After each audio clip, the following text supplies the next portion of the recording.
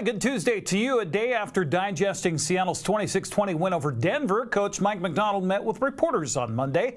Despite an overwhelmingly negative way to start the game with a sack, an interception, and 2 safeties given up, Macdonald was particularly proud of his offense and how Geno Smith kept everyone together. Well, there's room for improvement. I mean, you can't. There's no one's going to turn the tape on in the first half and be excited about what they saw. But to their credit, they kept plugging away, and I thought the second half the guys played well together. There's a couple of plays you want back, but on the whole, I thought the second half was a great job of those guys responding and coming back and playing some good football. Yeah, I mean, people are going to look to how he's handling those situations, and he's the first guy that he's staying positive, and you just felt there was no panic from Geno, and he knew it was going to come around, and it's just a matter of time. So. I wasn't surprised. It's what I expect from Geno. It's what we all expect from him, but that's the type of guy that he is. It was Macdonald's first win as an NFL head coach, and he said he was blown away at the amount of text messages and phone calls offering congratulations. People that I have relationships with, they really appreciate everybody reaching out, congratulating our win. And I do the same thing with people around the league that do a great job that I have relationships with too. So. You know, this coaching thing is it's a funky fraternity of it's smaller than you think, and it's this close-knit thing. And when you work with great people, you want them to have success, until you play them. But even then, it's like this healthy competitive rivalry where you have this mutual understanding where you're trying to, get each other while you're playing one another. But once it's over, you respect the position that people are in. That it's really your responsibility to go, try to handle business when you're going against one another. But I really appreciate everybody reaching out. That was really cool. Seattle takes its 1-0 record on the road this Sunday to face the 1-0 New England Patriots. Kickoff set for 10 a.m. on CBS.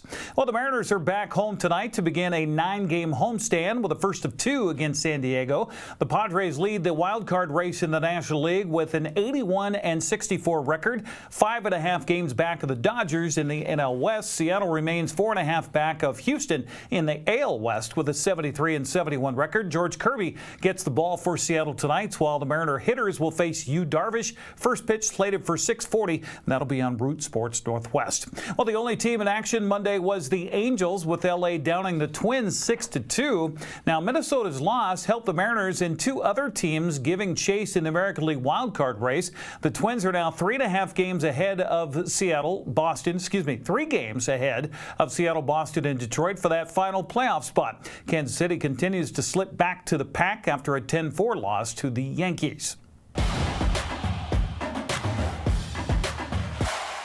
A busy night for area soccer and volleyball teams in north central Washington. In prep girls soccer today, Cashmere's on the road at Wahluke, while Okanagan hosts Reardon and Pateras plays at Liberty Bell. The night games have East Valley at Wenatchee, Quincy's hosting Deer Park, Omax at Cascade, Eastmont hosts Ephrata, Othello visits Moses Lake.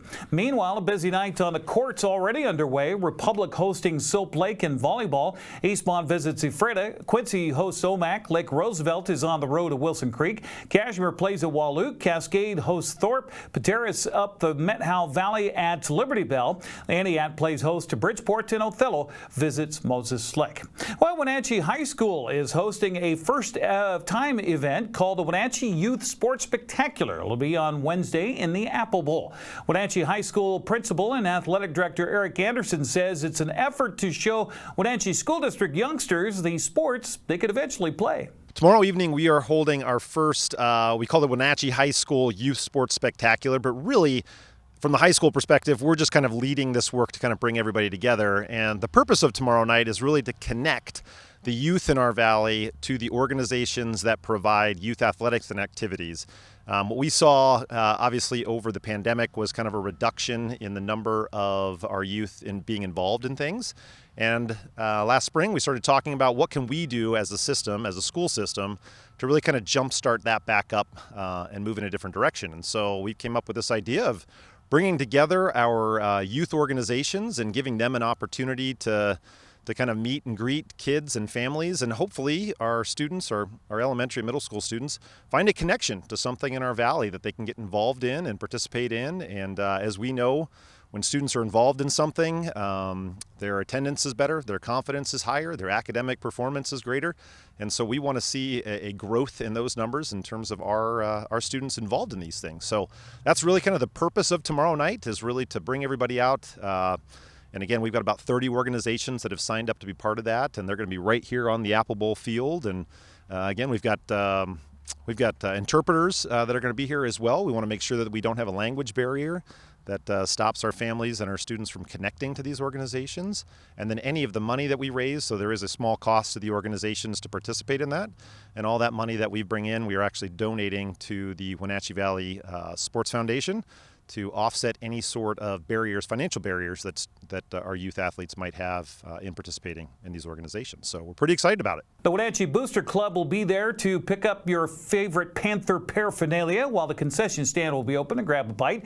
Anderson paints the picture for what kids and families will find when they come to the Apple Bowl tomorrow night.